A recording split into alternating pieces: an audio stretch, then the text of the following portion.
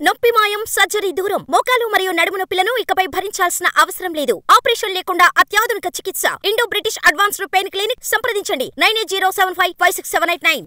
అక్కడ పేకాట పాలిటిక్స్ విచ్చలవిడిగా నడుస్తున్నాయి. ఆ విషయంలో నువ్వు డాష్ అంటే నువ్వే పెద్ద డాష్ అంటూ డాష్ డాష్ రాజకీయం నడుస్తోందట.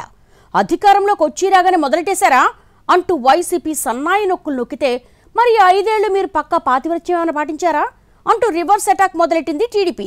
ఎక్కడ నడుస్తోందా పేకాట గోల? ఎందుకు ఆ రేంజ్కి చేరింది? తూర్పుగోదావరి జిల్లా పేకాటకు అడ్డాగా మారిపోతోంది. జిల్లా వ్యాప్తంగా 3 ముక్కలు 6 షోలుగా సాగుతోంది వ్యవహారం. కానీ తొండ ముదిరి ఊసర వెళ్లి అయింది అన్నట్టుగా ఈ పేకాట పొలిటికల్ కలర్ పులుముకోవడమే లేటెస్ట్ హాట్. దీని మీద అధికార పార్టీ ప్రతిపక్ష పార్టీల మధ్య మాటల యుద్ధం నడుస్తోంది. ప్రశాంతతకు మారుపేరైన రాజమండ్రిలో పేకాట క్లబ్ల వివాదం రాజుకోవడంపై ఆందోళన వ్యక్తమవుతోందని అంటున్నారు.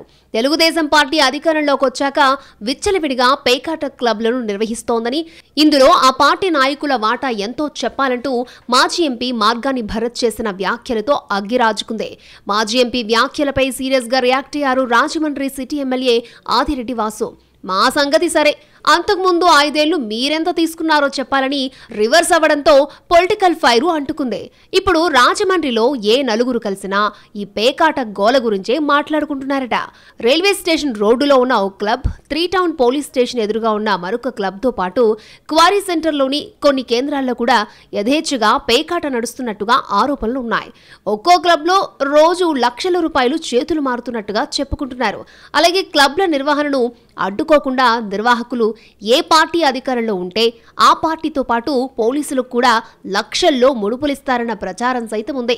ప్రభుత్వం మారినప్పుడో లేక అదే ప్రభుత్వం కొనసాగినా ప్రతి 5 ఏళ్లకు రేటు పెరుగుతుందట. ఈ పేకాట క్లబ్లన్నీ అధికార పార్టీ ముఖ్యులు ఎవరుంటే వాళ్ళ అనుచరులు కనుసన్నల్లోనే సాగుతూ ఉంటాయన్నది లోకల్ టాక్. అధికార పార్టీల నేతలకు ఇదో ఆదాయ వనరు అన్న విమర్శలు సైతం ఉన్నాయి. ఉమ్మడి ఉభయ గోదావరి జిల్లాల నుంచి బడా రాజకీయ నేతలు, ప్రభుత్వ అధికారులు, ఉద్యోగులు, ఉపాధ్యాయులు సైతం ఈ క్లబ్లలో పేకాటకొస్తారని చెప్పుకుంటారు. ఒత్తిడి పెరిగి ఒకవేళ కేసు పెట్టాల్సొస్తే అసలు పేకాట రాయులను తప్పించి డమ్మీలపై కేసులు పెడతారట.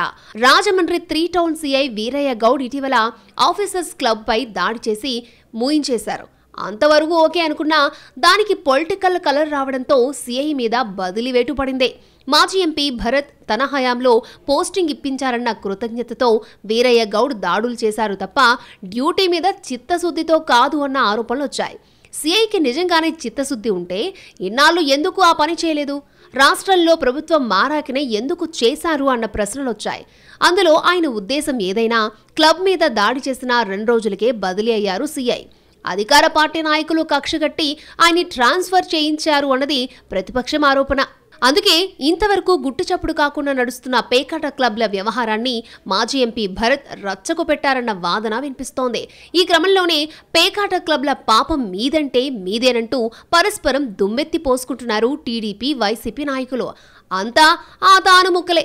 ఆ విషయంలో ఎవరి ప్రయోజనాలు వారివే కాబట్టి రాజకీయ నేతలంతా కొన్నాళ్లు హడావిడి చేసి తర్వాత సైలెంట్ అవుతారు అన్న టాక్ సైతం వినిపిస్తోంది. ఈ రచ్చ ఇక్కడితో ఆగుతుందా లేక కొనసాగుతుందా అన్నది చూడాలి.